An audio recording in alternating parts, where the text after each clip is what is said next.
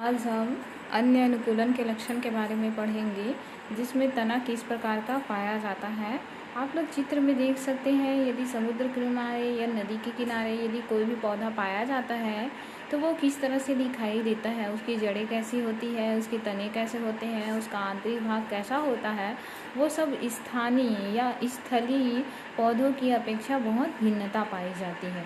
ठीक है, क्योंकि वो क्या करते हैं, कोई भी जो पौधा होता है यदि हाइड्रोफाइटिक है तो हाइड्रोफाइटिक पौधा अपने आप को पानी वाले वातावरण में ढाल लेता है या अनुकूलित कर लेता है, जिससे उसके लक्षण जो होते हैं वो अलग अलग हो जाते हैं। यदि जो पौधा जो होता है पानी की कमी वाले स्थान पर उगते हैं तो उसमें क्या हो जाता है, उसके तने जो होते हैं मोटे हो जाते हैं, अलग अलग तरीके से होते हैं, कटीले भी होते हैं, क्योंकि पानी की जो कमी होती है उसको दूर करने के लिए ये कटीले वाला भाग पाया जाता है।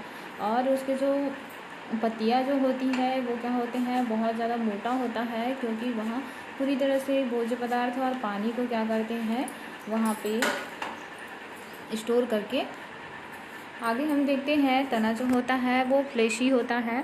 फ्लेशी मतलब होता है क्या चीज़, मांसल। अन्य अनुकूलन के बारे में देख रहे हैं तो तना जो होता है वो फ्लेशी या मांसल होता है।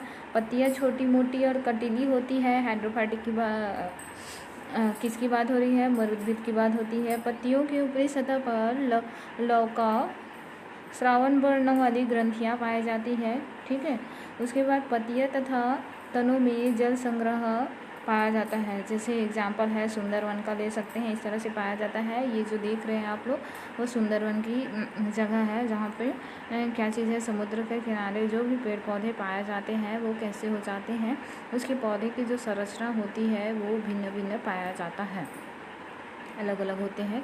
नेक्स्ट हम देखते हैं यहाँ पे समोद्भिद क्या होता है। समोद्भिद क्या होगा यहाँ पे, समोद्भिद अनुकूलन। समोद्भिद अनुकूलन उसको बोला जाएगा जो सामान्य जल आपूर्ति करने वाले स्थानों में वृद्धि करते हैं, जिसकी जल कैसी होती है, समान होती है, ना तो बहुत ज़्यादा अधिक होती है ना तो बहुत ज़्यादा कम होती है। ऐसे स्थान में पाए जाने वाले पौधे के अनुकूलन को बोला जाता है समोद्भिद अनुकूलन। यहाँ पे ये पौधे उसी स्थान पे क्या करते हैं, जल आपूर्ति वाले स्थानों में वृद्धि करते हैं, जिसको हम पादप समोद्भिद कहा जाता है। ये पौधे जो होते हैं लंबे समय तक ना तो जल की अत्यंत कमी और ना ही जल की अत्यंत उपलब्धता वाले क्षेत्रों में वृद्धि करते हैं। ठीक है, कौन सी जगह में बोल रहा है, ऐसे पौधे जो होते हैं ना तो वो बहुत ज़्यादा लंबे समय तक और ना ही अत्यंत जल की कमी वाले स्थान पर उगते हैं।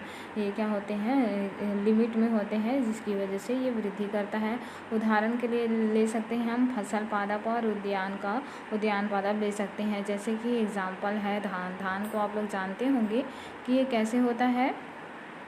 धान जो होता है तो वो क्या करते हैं, फसल पादप में आ जाता है, जो क्या होते हैं पानी की कमी, ना तो पानी की बहुत ज़्यादा अधिकता और ना ही पानी की बहुत ज़्यादा कमी होती है। ऐसे स्थान पर ये पैदा होते हैं, इसलिए दोनों की मात्रा जो समान होती है, इसलिए इसको बोला जाता है समोद्भिद अनुकूलन।